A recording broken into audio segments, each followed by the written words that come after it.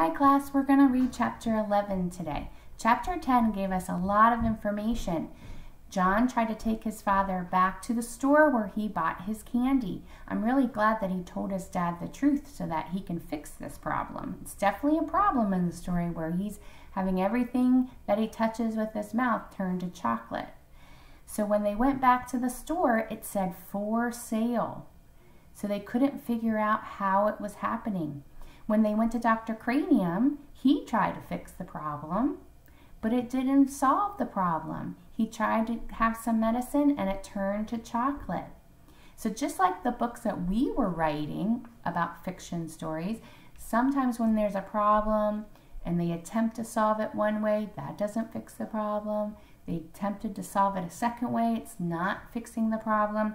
So I wonder what they're going to do. The doctor can't even fix it. So how is this problem going to be solved? How is this book going to end? Well, we're going to read chapter 11 to find out. Mrs. Midas was much upset when Mr. Midas told her that John had Dr. Cranium disease. He said it is chocolate-itis, Mr. Midas explained, a worried frown on his face. But he's calling it Cranium's disease because it was his discovery. Dr. Cranium didn't do it, John said. It's magic. It all started after I ate that chocolate. I'm scared, he added. Mrs. Midas sat down and dabbed her eyes with a lace handkerchief. She was crying. Well, that's where the lace handkerchief comes in. Mr. Midas blew his nose, said he had to attend to something, and abruptly left the room. John had been so busy feeling sorry for himself that he had not realized how his mother and father would feel about his chocolate disease. Never mind, Mother, he said, putting his arm around her shoulder. It's all right. Really, nothing was all right, but he couldn't bear to see his mother's tears.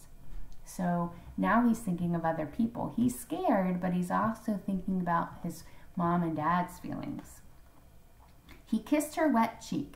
His eyes were shut as his lips softly touched her, so he didn't see the change right away. He was kissing her cheek with his mouth. Then his lips began to feel sticky. He opened his eyes. His mother had turned into a lifeless statue of chocolate. Let's think about that for a minute. Lifeless means she doesn't have any life. She's just stuck and frozen. A statue of chocolate. John ran wildly out of the house without thinking where he was going or what he was going to do. All he knew was that somehow he must get help. For the first time in a long while, he forgot about himself altogether. Now he didn't care about anything but bringing his mother back to life. Without quite knowing how he got there, John found himself at the corner where he had bought the chocolate box. The lot was no longer an untidy rubbish dump. The neat red brick building with 2 show windows was exactly where it had been in the first place. So now it's back to being the same store. But the display of candy he had previously seen in the windows was no longer there.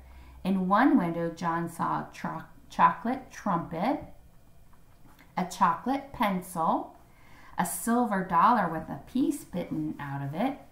In the other window, he saw a cafeteria tray littered with chocolate utensils and the remains of a chocolate lunch.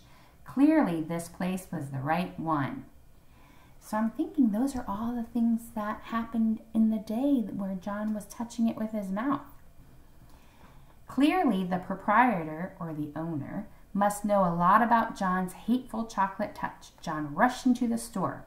The proprietor was standing behind the counter, carefully polishing something small and round and flat and silver. I was just thinking of you, he said. John had no time to waste on pleasantries. Remember the old coin I found and gave you and you gave me a magic chocolate? He demanded. Without waiting for a reply, he babbled on. I ate it and it made everything that touches my mouth turn to chocolate and I kissed my mother and now she's chocolate and I have to change her back. Easy now, murmured the storekeeper. Calm yourself.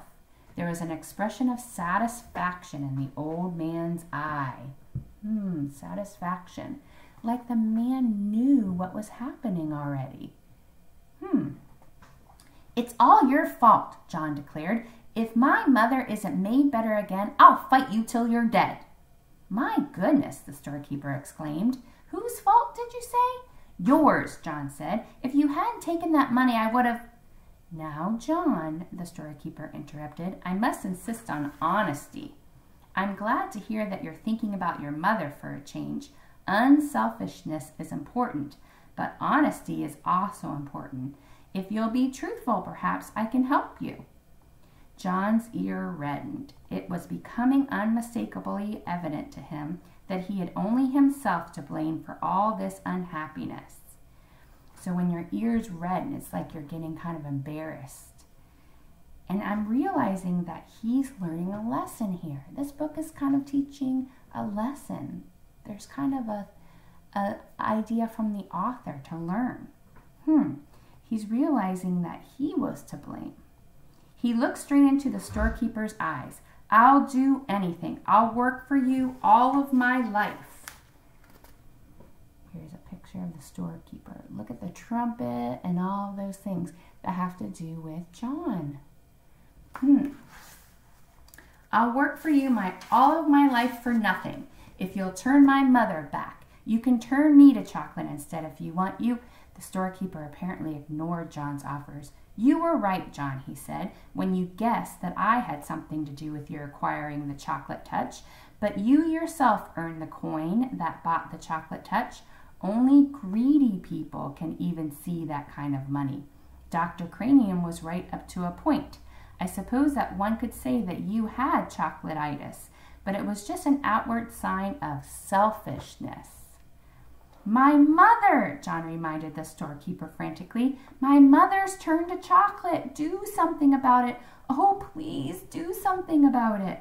I'm glad that you are concerned, the storekeeper commented unhurriedly. Part of your cure is to be concerned about other people. You have been so greedy that you didn't care what happened to other people. Oh, I know, John admitted, but please decide about me later, and please make my mother better now. Well, John, the storekeeper said, if you had to choose between getting rid of your chocolate touch and restoring your mother to life, which would it be?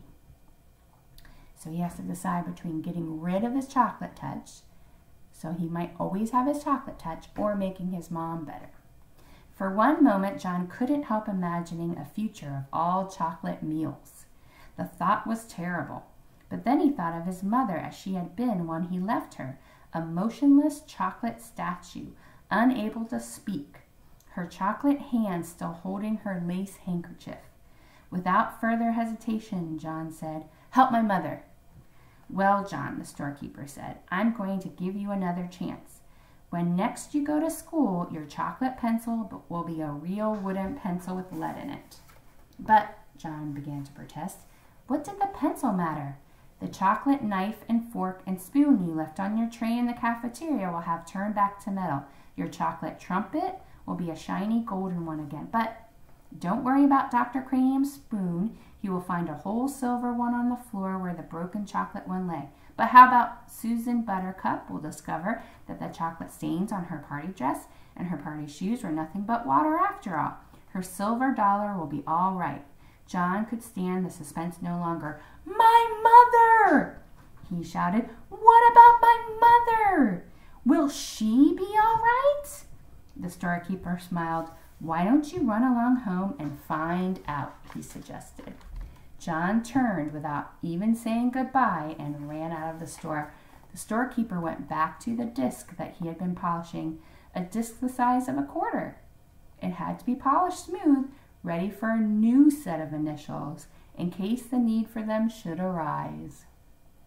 Let's see what happens next in chapter 12. Here is the teaser.